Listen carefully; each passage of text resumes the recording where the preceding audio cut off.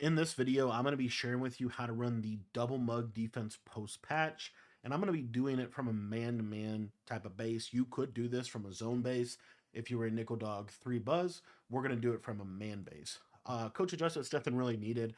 Auto flip is fine, and the biggest thing here is you want to have fast outside linebackers at those DN spots.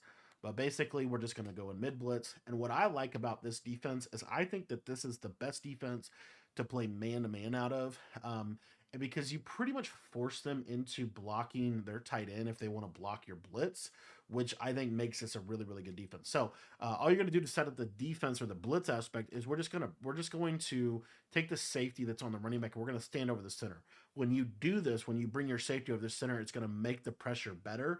And then we're not going to send 6 here to start out. We're just going to send 4. So we're going to man the linebackers up on the tight end and the running back, and we're going to have a deep half over top. And if you want to shade underneath, be my guest. If you don't, understand. The solo receiver is like the one that you got to kind of watch out for. A couple things we could do. We could go third, and then we could man our user up to him and switch stick onto like the half. Kind of different options.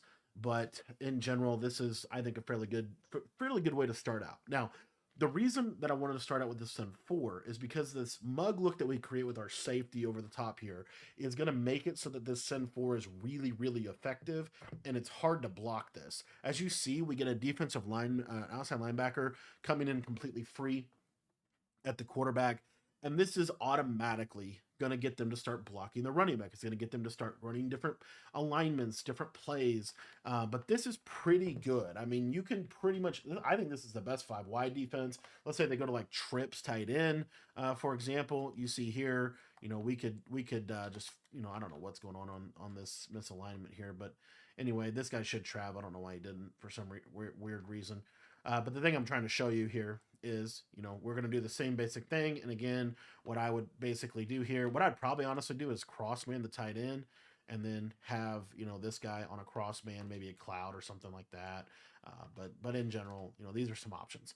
So what I want to show though is this N4. So trips tight end flex, you see double pressure. So the beauty of this is it really forces them into some type of pass pro off a 4-man.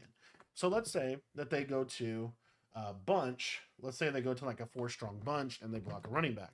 Pretty common formation that you see a lot.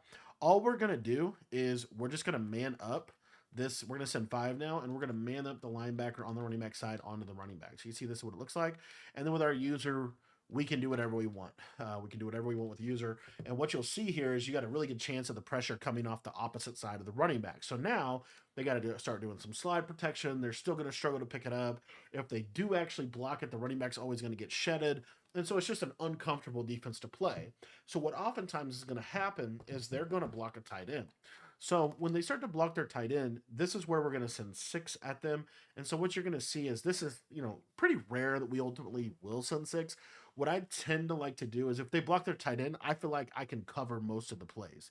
So, without the tight end and the route combination, it really makes it, I think, a lot more difficult with switch stick and some of the things we can do defensively. Now, that being said, if they block the tight end, I know that I have to cover the running back, right? So, a couple things. I think you could just use the running back. I don't think it's that bad. So, like, if they block tight end, let's say they put the running back to the flat, we're just going to run down at the center and then just go cover the running back. We can get pressure on a Sen 6. It's a little inconsistent in practice mode. In game, it's a little better in my opinion, but the Sen 6 is just a little off in practice mode, I would say. A lot of times you're going to get this off this right edge, and bunch offset itself, especially in practice mode with this kind of wonky alignment we're getting over here to the right side, can be a little bit of a thing. For sure. But let's go to like a bunch strong nasty, which is a really popular formation to call. They send the running back out. I want you to watch this guy that's manned up to the tight end. You'll see he goes to the middle third, and then you're able to kind of go to the running back.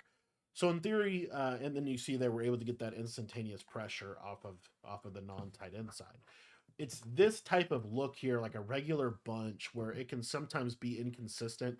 A lot of times you will still get the pressure in game, but it can be sometimes inconsistent. But anyways, this is the double mug defense. I think this defense is really, really good. I really like the ability to get this send for really effective pressure. So thanks for watching the video, and we'll see you next one.